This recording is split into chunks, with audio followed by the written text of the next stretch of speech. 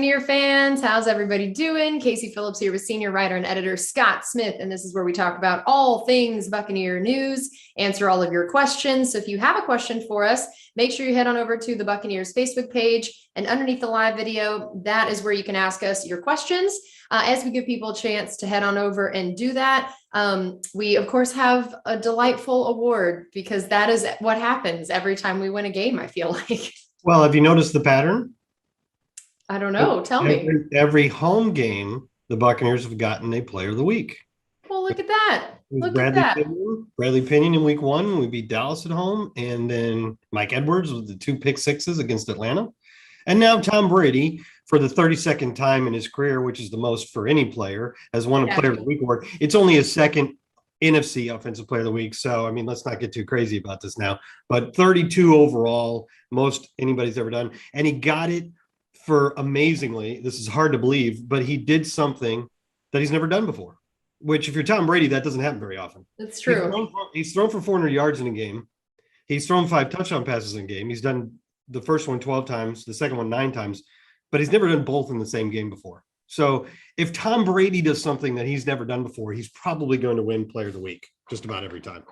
Yeah, that seems fair. And I mean, yeah, when you talked about he's only done it twice in the NFC, I'm like, man, guys really got to step it up. You know, it just been slacking over here. Once a season is kind of lame, to be honest with you. Yeah, I mean, come on. And hopefully we'll break the pattern this week and get a player of the week on a road game.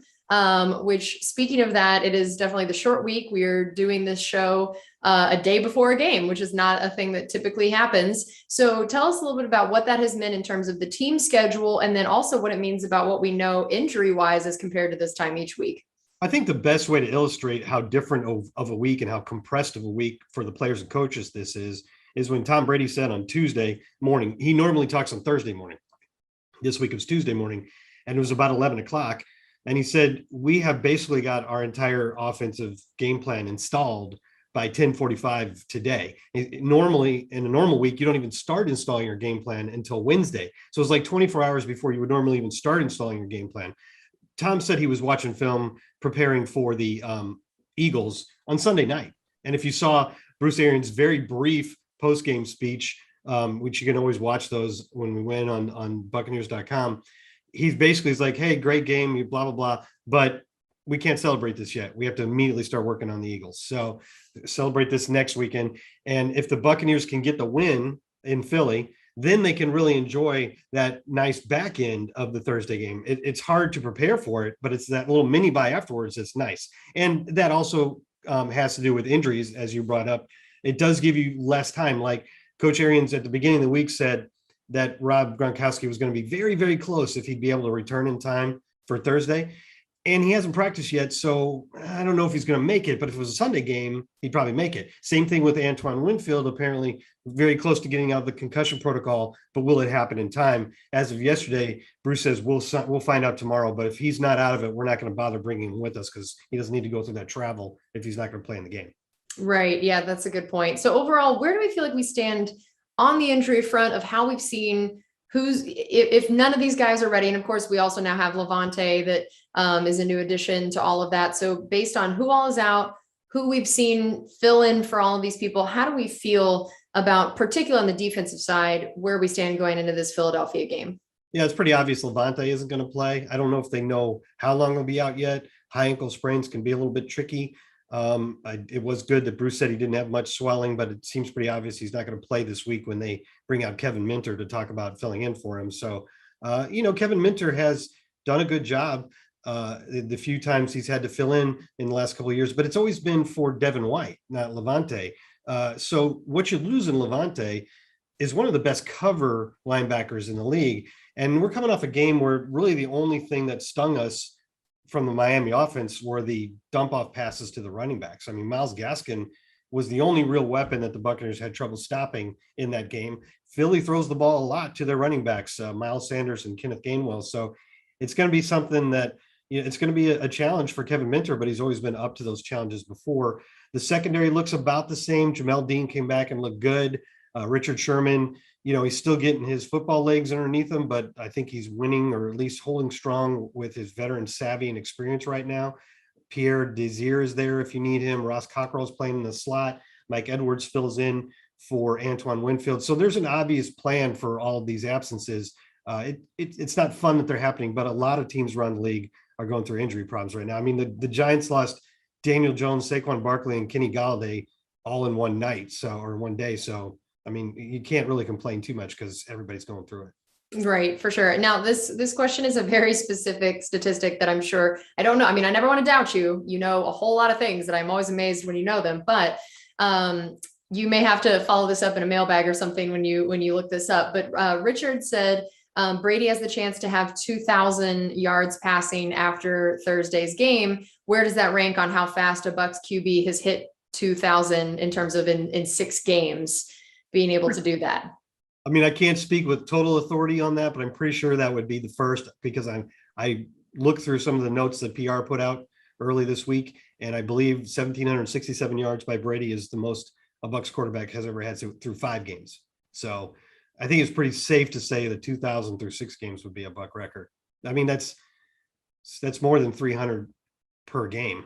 And Casey, the game has changed so much. I remember in the 90s, and not just because the Buccaneers were generally a defensive-led team with kind of anemic offenses, but the game has changed, and you were excited anytime your quarterback threw for 300 yards. Now it's basically 400 yards where you start to get wide eyes because, Tom Brady's averaging like 340 yards per game. It's kind of ridiculous. But that's the way the game is now. So I think that's probably going to be a record.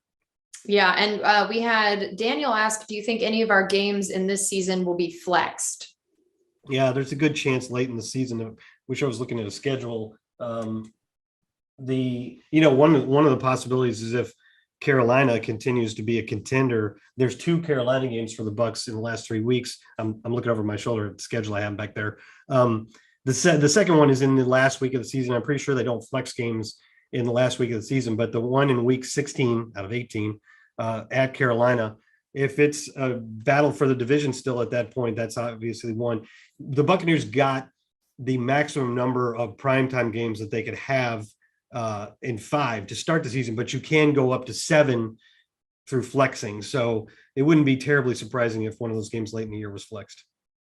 And then I know we briefly talked about this earlier, but sometimes people join a little bit late. And so Marlon had asked, can you tell us how Gronkowski's injury is going? So overall quick update on that, and then just what we think the injury situation will be for the game Thursday for everybody. Yeah, being this short week, we're going to find out a little bit later this afternoon exactly what his status is.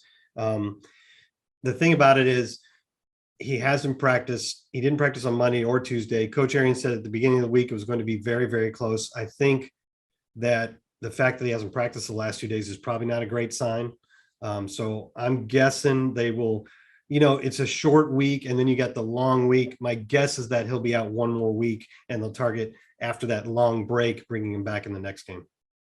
Rob had brought up the idea of once all the other DBs are healthy and now having Richard Sherman, just what that's going to look like. And he brought up both a contract standpoint of moving forward and then just also a playing time idea of when it's not a filling in for somebody, what do we think that's going to look like? I'm pretty sure that the Bucs feel like that's a cross that bridge when you get to it sort of situation.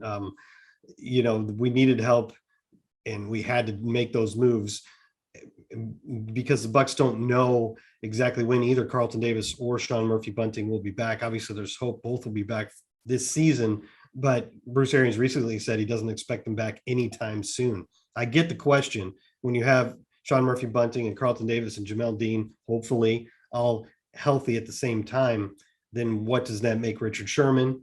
It's a good question. I don't think that's really something the Bucs are concerned about at the moment, but we'll cross that bridge when we get to it. Yeah, that would be one of those good problems to have, I think, at that point. I was same Daniel, different Daniel. And Daniel had asked, do you think we will blitz more or not as much tomorrow night? It's always tough blitzing a quarterback like this with Jalen Hurts because he's so good at breaking containment. So if he breaks containment and you've got 5 or 6 guys already in the backfield, that's obviously fewer defenders to corral him when he gets outside. So I think you want to be cautious with blitzes against him. But Todd Bowles is an aggressive defensive coordinator. The Bucs are usually pretty high on the list of blitz percentage. So, but then again, every now and then he plays a game like the Super Bowl in Kansas City where he hardly blitzes at all. So I think you just have to take it game by game. But you hope with the way that Philly's offensive line has been shuffled, just like the Dolphins has been shuffled a lot this year because of injuries. I mean, they're already down 3 of their 5 starters from opening day, both guards and right tackle Lane Johnson. They've moved guys around. The rookie Landon Dickerson is playing in several different spots. The only guy that's played every game really is their good center, Jason Kelce. So maybe you hope that you can take advantage of kind of a beat up line and get pressure with 4, because blitzing against Jalen Hurts could be a bit dangerous. All right. And Richard had asked, you may have just answered this, frankly, with your last answer inadvertently, but what is the most concerning thing about Philly that the Bucs will have to deal with? No, actually, I would flip it and say the biggest concern from Philadelphia is that front line of theirs on defense. They always have one of the league's best and most productive front lines, because that's how they build their team. And one guy that to rewind a little bit, as an example of how they build their team, in 2020, they signed Javon Hargrave, a defensive tackle who used to play for the Steelers, to a pretty big contract at a time when a lot of their fans were saying, why are we spending that when we already got Fletcher Cox and some other great interior linemen, when we need receivers and we need cornerbacks and we need offensive linemen?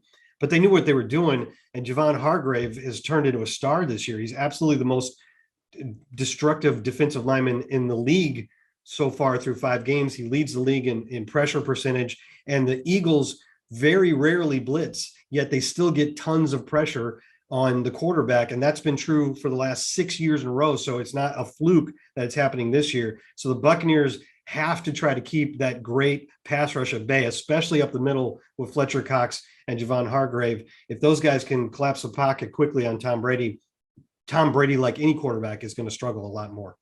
All right. And we'll close with this one. Shanisha asked, how impressed have you been with Joe Tryon-Shoyinka so far? Yeah, he's looked great. I was kind of a little surprised that his snaps dropped so much when JPP came back. I thought it'd be a little more even with JPP dealing with a couple injuries, but in the 2 games that he started, I thought he did a really nice job. Obviously, as he said himself, a couple of his sacks, or at least one of them, was basically the product of Vita Vea destroying half the line. But as Bruce Arians pointed out, even so, not a lot of guys can close on the quarterback as quickly as he can. And in that one great highlight of Vita destroying 2 guys and Joe getting the sack, he did look like as soon as that lane opened up, he was shot out of a cannon. As Bruce has said, he's going to make mistakes because he's a rookie, but he tends to make mistakes and make plays at top speed all the time, and they like that about him. Okay, I'm going to lie and do one more. I said that was going to be the last one, but Rob asked, do you think that the short week benefits us or Philly more? I'm sorry, I reached my question limit. That was it. You were done. You were off the clock. What you told me was the last one. I'm like, well, I'm turning off my brain. Only because the Bucs are the road team. I think the short week, it hurts the Buccaneers more. It's an advantage for the home team on any Thursday night game, I think, because there's just so little time. And when you have to add in travel, that takes away a chunk of the time and adds a little bit. I mean, traveling isn't fun. It can be a bit tiring. It can be dehydrating. So it's just one thing that the Eagles don't have to deal with that the Bucs do have to deal with. And also the Buccaneers, in this case in particular, not always the case, but just in this case, they do have a worse injury concerns than the Eagles do. And so you have less time to get those guys ready, like we talked about Gronkowski and Winfield. So I think in both those ways, it's an advantage for Philly, but it's just a hurdle the Buccaneers have to overcome. All right. Well, that's going to do it for us on this edition of Buccaneers Insider Live, presented by Miller Lite. Casey Phillips here with Scott Smith. Thank you all for tuning in for those great questions, and enjoy the game. And maybe if you're in Tampa, head on out to that Bucs Beach Bash this weekend that's going on. It looks like that's going to be a fun time. But either way, enjoy the game tomorrow night. We'll see you next time.